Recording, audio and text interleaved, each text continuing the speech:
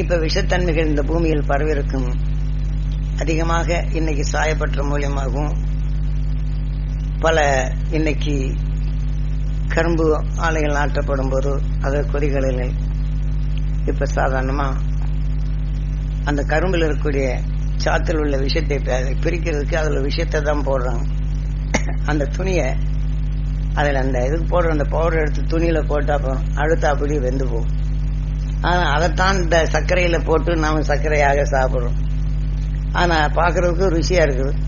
இது கலந்து அதை நீக்கினாலும் இது கொஞ்சம் இது கலந்துடும். இப்படி விஞ்ஞான அறிவால் ஒரு பொருளின் தன்மை தெளிவாக்கினாலும் இதே நிலை ஆகின்றது.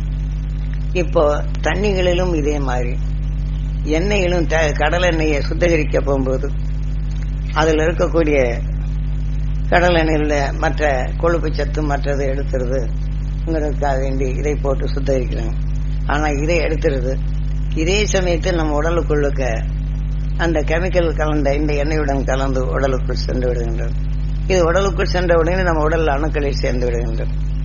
இதை போன்ற கடும் இதுகள் வருவதனால் இதிலிருந்து நாம் தப்புதல் வேண்டும். ஆகினால இதை நாம அந்த மகிழ்ச்சியின் அசக்திகளை நாம் பெற்று இந்த உணர்வுகள் நமக்குள் வராது தடுத்து பழக வேண்டும். இந்த பல வகையிலும் இந்த காற்று மண்டலம் நச்சுத்தன்மையாக வளர்ந்து வரும் விஞ்ஞான அறிவால் இன்னைக்கு அஞ்ஞான வாழ்க்கையை சிந்தித்து செயல்படும் திறனை எல்லோருக்கும் இழந்துவிட்டது.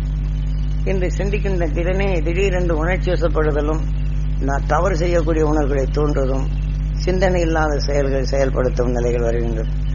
இதை போன்ற வரப்போகும்போதுதான் போக்குவரத்துகளில் விபரீத விபத்துகள் ஏற்படுவதும் மனிதனுக்கு மனிதன் விபரீத செயல்களை செய்து மனிதனுக்கு மனிதனென்ற நிலை இல்லாதபடி இறக்கம் ஈகையற்ற நிலைகள் தாக்கி கொண்டிருக்கும் உணர்வுகள் பெருகிவிடுகின்றது.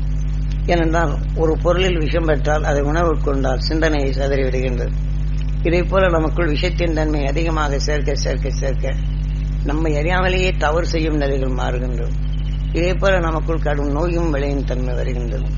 இதை போன்ற இதுகளிலிருந்து நாம் மீள வேண்டும் என்றால் இந்த காலை துருவ தியானத்தை எப்படியோ நீங்க எழுந்தவுடனே இந்த எடுத்து தியானித்து விட்டு மனைவிக்கு கிடைக்க வேண்டும், மனைவி கணவனுக்கு கிடைக்க வேண்டும், நம்ம குழந்தைகளுக்கு கிடைக்க வேண்டும், நம்ம குடும்பத்தில் அனைவரும் பெற வேண்டும் என்றும் இந்த குழந்தைகளும் இந்த பழக்கத்திற்கு கொண்டு வந்து பழக வேண்டும். அவங்க 2 நாளைக்கு அவங்கள்ட்ட சொல்லி சொல்லி சொல்லி நீ மகிழ்ச்சியான சக்தி வரும், உடம்பு நலம் பெறும், நீ நல்லா படிப்பு வரும், நல்ல ஞான சக்தி கிடைக்கும் என்று இது ஒரு பழக்கத்திற்கு வந்து விட வேண்டும். எப்படியோ 5:30க்குள் நம்ம எந்திரிக்க ஒரு 10 நிமிஷம் செய்தா போதும். இதை எடுத்து நீங்க எடுத்து இதே மாதிரி நமக்குள்ள அந்த சக்திகளை பெருக்கி பழகணும்.